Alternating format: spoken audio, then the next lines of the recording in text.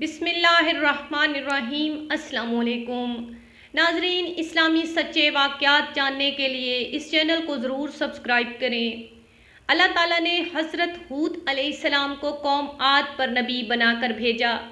یہ قوم دراز قد اور چوڑے جسم کی اور نہایت خوفناک تھی۔ سب سے لمبا ان میں 100 گز کا اور ٹھگنا 60 گز کا، اور وہ سب کے سب بت پرستی کرتے تھے اور خدا پرستی سے از حد بیزار تھے، اور وہ سنگ کو تراش کر کے پہاڑوں میں اپنے گھر مکان بناتے تھے اور اپنی تنگ نظری اور سنگ دلی سے بتوں پر ایمان لاتے تھے۔ مگر ان میں سے ایک فرقہ ایمان لایا تھا، اور وہ ان کافروں کے خوف سے اپنا ایمان چھپاتا تھا۔ جب حضرت ہود علیہ السلام کے پند و نسا حد سے زیادہ ہوئے تو سب کافر حضرت ہود علیہ السلام کو ایذا دینے کے لیے آمادہ ہو گئے۔ جو لوگ حضرت ہود علیہ السلام پر ایمان لا چکے تھے، انہوں نے آپ کو اس بات کی اطلاع دی، تو حضرت ہود علیہ السلام نے جناب باری تعالیٰ میں ان کافروں کے لیے بد دعا کی۔ اس بد دعا کے نتیجے میں برسات موقوف ہو گئی اور زراعت سوکھ گئی، اور تقریباً 7 برس تک وہ کافر قحط کی بلا میں گرفتار ہوئے اور بھوک اور پیاس کے مارے اپنی زندگی سے بیزار ہوئے۔ حضرت ہود علیہ السلام نے ان لوگوں سے بہت ہی شفقت اور محبت سے فرمایا، تم سب لوگ ایمان لے آؤ اور اپنے آپ کو دنیا کی آفت اور قیامت کی آتش سے بچاؤ، اور یہ سب آفتیں تم کو جو پہنچ رہی ہیں وہ تمہارے کفر کی وجہ سے نازل ہوئی ہیں، اور بت پرستی خدا کے نزدیک سب سے برا کام ہے، اس سے بچو۔ جبکہ وہ لوگ ہمیشہ حضرت ہود علیہ السلام سے بڑی بے ادبی اور گستاخی سے کہتے تھے، ہم تمہارے کہنے سے اپنے بتوں کی پرستش نہ چھوڑیں گے اور اپنے دین باطل سے کبھی منہ نہ موڑیں گے۔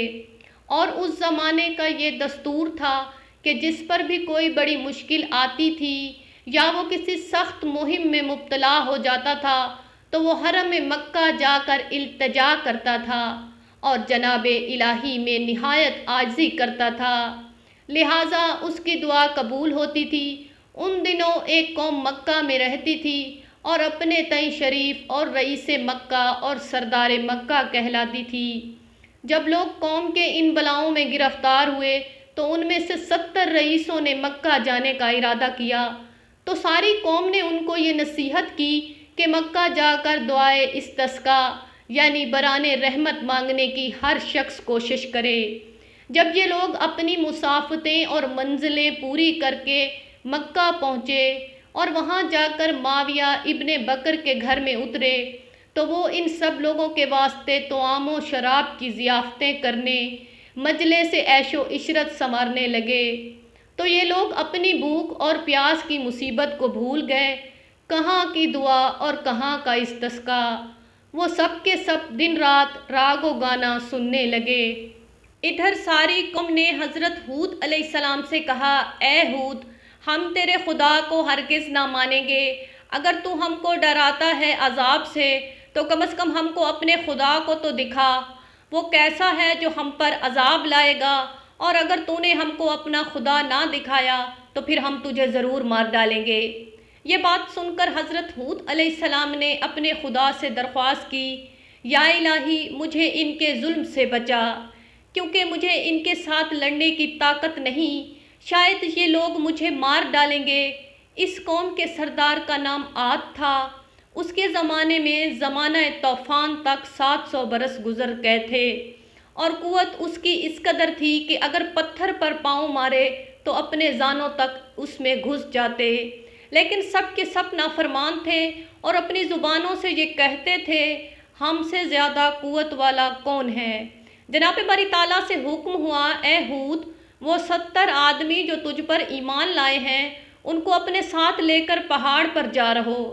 بس اس قوم سے 6 آدمی مکہ کو گئے، ان میں سے صرف 2 شخص مسلمان تھے، لیکن انہوں نے اپنے دین کو چھپایا ہوا تھا، اور ان دونوں کا نام مزید اور نکیم تھا، اور ان کے ایک سردار کا نام کیل تھا۔ یہ 70,000 آدمی لے کر مکہ کو گئے۔ مزید نے ان سے کہا، جب تک تم حضرت ہود علیہ السلام پر ایمان نہ لاؤ گے اس وقت تک تم پر باران کا برسنا موقوف رہے گا۔ یہ بات مزید کی سن کر سب نے ان کو جھٹلایا۔ اس کے بعد مزید اور نکیم نے کہا، یا الہی، یہ لوگ تیری رحمت کے قائل نہیں ہیں، تو ہماری حاجتیں پوری کر۔ بارگاہ الہی سے آواز آئی، کیا مانگتا ہے؟ مانگ۔ مزید نے کہا، یا الہی، تا قیامت دنیا میں بھوکا نہ رہوں۔ حکم ہوا، میں نے تیری حاجت قبول کر لی۔ اس کے بعد نکیم نے کہا، یا الہی، 7 دفعہ کی عمر مجھے عطا کر، جس کی عمر چاہوں بطناً بعد بطن 30 برس تک زندگانی کروں۔ حکم ہوا، میں نے تجھے بخشی۔ اور کیل نے کہا، خداوند، کوئی ہماری قوم میں بیمار نہ ہوا کہ تجھ سے شفا چاہوں، اور نہ کوئی کسی مشکل میں پڑا ہے کہ تجھ سے مدد مانگوں۔ اے اللہ پاک، میں تجھ سے پانی مانگتا ہوں قوم عاد کے واسطے۔ اسی وقت چند لمحوں کے اندر ابر سیاہ اور سفید اور سرخ پیدا ہوا، اور آواز آئی، اے کیل، ان 3 ابر میں سے جو تجھے چاہیے وہ تو لے لے۔ تب کیل نے سوچا کہ ابر سفید سرخ میں پانی نہیں ہوتا، مگر ابر سیاہ پانی سے خالی نہیں ہوتا، لہٰذا اس نے ابر سیاہ کو اختیار کیا۔ چنانچہ اللہ تعالیٰ کے حکم سے ابر سیاہ اس کے ساتھ ساتھ اس کی منزل مقصود کو جا پہنچا۔ وہاں ابن منبع نے روایت کی ہے کہ 7ویں زمین پر ایک ہوا ہے، اور اس کا نام ریح العقیم ہے، اور 70,000 زنجیروں سے اس کو باندھ کر رکھا ہے، اور 70,000 فرشتے اس پر محافظ و موکل ہیں۔ اور جب قیامت کا دن ہوگا، وہ ہوا چھوڑ دی جائے گی، اور وہ اتنی تیز ہوگی کہ پہاڑوں کو مانند ریشم کے اڑا دے گی، اور آسمان گر پڑے گا اور اس کے ٹکڑے ٹکڑے ہو جائیں گے، اور وہ روئی کے گالے کی مانند اڑتا پھرے گا۔ اس کے بعد اللہ تعالیٰ نے فرشتوں کو حکم دیا کہ وہ ہوا قوم عاد پر کچھ دیر کے واسطے چھوڑ دو۔ تو فرشتوں نے عرض کیا، اے جبار عالم، کس قدر چھوڑ دیں؟ حکم ہوا، گائے کے ناک کے نتھنے کے اندازے سے چھوڑ دو۔ فرشتوں نے پھر عرض کیا، یا رب العالمین، اس مقدار سے تو سارا عالم ہی برباد ہو جائے گا۔ تب حکم ہوا، سوئی کے ناکے کے سوراخ کے برابر چھوڑ دو۔ جب انہوں نے حکم خدا کو بجا لاتے ہوئے اس ہوا کو سوئی کے برابر کے سوراخ سے چھوڑا، تو وہ ہوا مانند ابر سیاہ کے پہاڑی کی طرف نکل کر آئی۔ اس ہوا کو دیکھ کر قوم عاد بہت خوش ہوئے اور کہنے لگے، یہاں ابر ہم پر ضرور برسے گا۔ تب حضرت ہود علیہ السلام نے ان سے کہا، اے لوگو، یہ ابر نہیں ہے، یہ ہوا نہیں ہے، یہ بارش نہیں ہے، بلکہ یہ ایک اللہ تعالیٰ کا عذاب ہے۔ یہ وہ ہوا ہے جس میں دکھ کی مار ہے۔ جب انہوں نے یہ بات سنی تو تقریباً 7 لاکھ مرد اور عورتیں 3 پہاڑوں کے دامن میں جا چھپے، جہاں ہوا کی راہ ایک طرف سے بھی نہ تھی، اور وہ سب آپس میں ایک دوسرے کا ہاتھ پکڑ کر اور اپنے پاؤں کو گھٹنوں تک زمین میں گاڑ کر بیٹھے تھے، اور کہتے تھے کہ 3 طرف تو ہمارے پہاڑ ہے اور ایک جانب ہم سب ہیں، دیکھتے ہیں کہ کون سی ہوا ہے کہ ہمارے بیچ سے گزر جاتی ہے اور ہم پر کس طرح سے اپنا زور آزماتی ہے۔ جب متکبروں نے اپنی قوت کا غرور کیا تو اچانک ایک آواز یعنی کڑک اور گڑگڑاہٹ آئی، اور ہوا نے اس قدر زور کیا کہ پہلے مکانات اور قصر وغیرہ جتنے تھے سب کے سب کھود کر پھینک دیے، اور پھر تمام تعمیرات برباد ہو گئیں، اور ان کی عبرت کے واسطے ان کے پاؤں کے نیچے اور ان کے سامنے سرنگوں کر کے زمین پر ڈال دیا، اور ان پر پہاڑ دھول اور خاک کی طرح 1 برس تک پڑے رہے، اور وہ 1 برس تک روتے رہے، اور جو شخص بھی ان کے رونے کی آوازیں سنتا تو وہ بھی ہلاک ہو جاتا۔ نہایت بھیانک اور خراب آواز ان کے رونے کی تھی۔ جو لوگ حضرت ہود علیہ السلام پر ایمان لائے تھے ان پر ہوا کا کچھ اثر نہ ہوا، اور وہ صحیح سلامت رہے۔